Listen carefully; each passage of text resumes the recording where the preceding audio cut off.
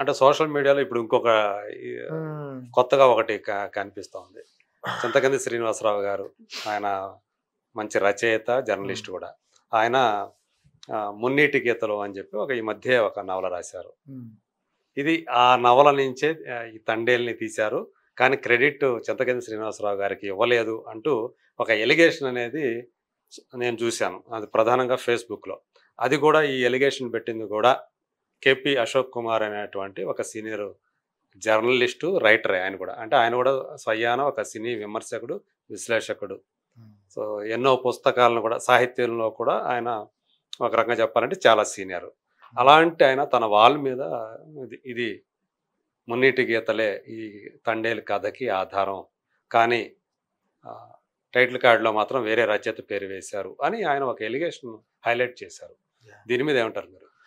అదేనండి, చింతకింది శ్రీనివాస్ గారికి కావచ్చు, కార్తిక్ తీడక్ కావచ్చు, ఇంకా చాలా మంది కావచ్చు, everyone has rights to write on particular this incident అండి. It's an universal incident. దాని మీద ఎవరికి కాపీరైట్, ఎవరికి కాపీరైట్స్ అంటే కాపీరైట్స్ అనే మాట వాడడం అనేది మంచిది కాదు. అసలు అది అది అది అది రైట్ పదం కాదు. ఒక ఇన్సిడెంట్ జరిగినప్పుడు రియల్ ఇన్సిడెంట్ ఎవరైనా ఎవరి వర్షన్ వాళ్ళు దాని మీద. నేను తండేలు జరుగుతున్న టైంలో ఇంకో నలుగురు నేను కూడా రాస్తున్నాను దాని మీద, నేను కూడా రాస్తున్నాను దాని మీద అని అంటే దాని అర్థం ఎవరైనా రాసుకోవచ్చండి. ఆయన ఇన్సిడెంట్ ని పట్టుకొని ఏం రాశారనేది నిజంగా నేను ఇంకా బుక్ చదవలేదు. బట్ మనోళ్ళు చెప్పింది ఏంటంటే నాకు లవ్ స్టోరీ అయితే కాదు. నాకు తెలిసిన అది నాకు కూడా తెలుసు కానీ అది లవ్ స్టోరీ కాదు. ప్రధానంగా అక్కడ శ్రీకాకుళంలో ఫిషర్మెన్ యొక్క లైఫ్ అదంతా పాకిస్తాన్కి వెళ్ళడం ఇదంతా కూడా ఉంటుంది. దాన్ని ఆల్రెడీ క్రిష్ గారు, మన డైరెక్టర్ క్రిష్ గారు దాని రైట్స్ కొనుక్కున్నారు. దాని వెబ్ సిరీస్ కూడా ఆల్రెడీ తయారు చేశారని చెప్పేసి మనకు తెలిసినటువంటి విషయం. సార్ ఇందులో నేను ఒకటి అడ్రస్ చేద్దాం అనుకుంటున్నానండి. ఇప్పుడు ఈ ఇన్సిడెంట్ ని పక్కన పెడితే, ఫర్ ఎగ్జాంపుల్ ఈ లవ్ స్టోరీ ఏదైతే ఉందండి, అంటే నాకు వాసు గారు అడ్వాన్స్ ఇచ్చింది, వాసు గారు పడింది, నేను పెట్టిన బెట్టింగ్ లవ్ స్టోరీ అండి. ఈ లవ్ స్టోరీ తీసుకొని వచ్చి ఏమంటారు ముంబైలోని జాబ్ చేస్తున్న సాయి పల్లవి మీద వేయచ్చు, హైదరాబాద్ లో జాబ్ చేస్తున్న హీరో మీద వేయచ్చు. ఏది ఇలాగా కొన్ని కొన్ని ఐడియాలజీలు క్లాసెస్ వల్ల విడిపోయి వేరే వాళ్ళ లైఫ్ లోకి వెళ్ళిపోతున్నాయి. ఇక్కడ సింపుల్ సార్, ఇది తీసుకొచ్చి వేరే సెటప్ లో వేసినా కూడా ఇదే లవ్ స్టోరీ అండి. కాకపోతే దీనికి ఆ సెటప్ రావడం వల్ల ఇంకొంచెం బెటర్ గా ఆ మ్యాజిక్స్ అవన్నీ వర్కౌట్ అయ్యేసారు. ఇంకా ఎఫెక్టివ్ గా వచ్చాయి ఆ సెటప్. ఇప్పుడు ఇది 100 సెటప్ లో ఇచ్చండి ఈ లవ్ స్టోరీ. మీరు అబ్జర్వ్ చేస్తే సార్, టైటానిక్ ఉందండి. టైటానిక్ తీసి జాక్ రోజు అంతర్వేది బస్సులో ఎక్కి అమలాపురం వెళ్తున్నారండి. దారిలో యాక్సిడెంట్ అయ్యి జాక్ చచ్చిపోతూ రోజును కాపాడాడండి. ఐడియా అదే, సెటప్ అంతర్వేది బస్సు, అదేమో టైటానిక్ షిప్. అది ప్రేమ కోసం ప్రాణాలు తెగించిన జాక్, అదే సెటప్, అదే జరుగుతుంది. సెటప్ అనేది మారుతుందండి. సో ఇప్పుడు కూడా ఏంటంటే నన్ను అంటే నేను చెప్పాలనుకున్నది జస్ట్ ఈ తండేలు అనేది లవ్ స్టోరీ అనేది ఈ సెటప్ కాకుండా ఏ సెటప్ లో వేసినా కూడా అది బాగుండొచ్చు, బాగోపోవచ్చు, బట్ కథ అయితే ఇదేనండి. సో వాళ్ళు నాకు ఇచ్చింది సెటప్ కాదు, వాళ్ళు నాకు ఇచ్చింది డబ్బులు లవ్ స్టోరీకి అండి. సో చింతకింది శ్రీనివాస్ గారికి వాళ్ళు రాసిన వెబ్ సిరీస్ ఏదైతే ఉందో మున్నీటి గీతలు వెబ్ సిరీస్ వస్తుంది కదండి, దాని మీద వెబ్ సిరీస్ చేస్తున్నారు. సో నాకు డేట్ ఐడియా లేదు కానీ తానా సభల్లో నేను బుక్ ప్రచురించిన దానికంటే ముందే వి గాట్ అడ్వాన్స్ అండి. అది నాకు డేట్స్ అవి తెలియదు. 2021 మార్చ్ లో ఇప్పుడు మనకి అడ్వాన్స్ అది వచ్చింది. లేటర్ ఏదో బుక్ ప్రచురించినట్టుగా ఏమో తెలియదండి నాకు. అది మన 2021 అండి అడ్వాన్స్. 2020లో రిలీజ్ అయ్యారు జాన్ లో, మనం 2021 లోని మార్చ్ లో మనకి అడ్వాన్స్ వచ్చిందండి. అప్పటికే రెడీ అయిపోయింది. 2020లోనే రెడీ అయ్యి మొత్తం అంతా రెడీ చేసుకుని ఇంకా ప్రొడ్యూసర్స్ ఎవరు, ఏంటి, హీరో ఎవరు, డైరెక్టర్ ఎవరు అని రకరకాలుగా మనం రిజిస్టర్ చేయించారు. అప్పటికే రిజిస్టర్డ్ 2020లో రిజిస్టర్. యా అండి. ఓకే. అంటే మీరు ఇంకా చెప్పాలంటే ఏదైతే ఇన్సిడెంట్ జరిగిందో 2019లో అప్పుడే మీరు మొదలు పెట్టేశారు. మనం మధ్యలోనే మొదలు పెట్టామండి. అదే కదా చెప్తున్నాను, వాళ్ళు రిలీజ్ అవ్వక ముందే మనం ఈ ఫిషర్మెన్ లేడీస్ ఎవరైతే ఉన్నారో సో వీళ్ళని మనం కలవడం జరిగింది. వాళ్ళు జైల్లో ఉంటున్నప్పుడు ఆ లెటర్స్ వీళ్ళు పంపినప్పుడు కానీ కలవడం జరిగింది. శ్రీకాకుళంలో కలవడం జరిగిందండి. సో వీళ్ళు కూడా మీకు ఆ ప్రాంతానికి, మీరు మీ సొంత ప్రదేశానికి అక్కడ జరిగిన వాళ్ళు ఏదైతే విలేజ్ ఉందో యా అండి ఎంత దూరం ఉంటుందండి ఒక 15 to 10 kilometers అంతే. అంతేనే.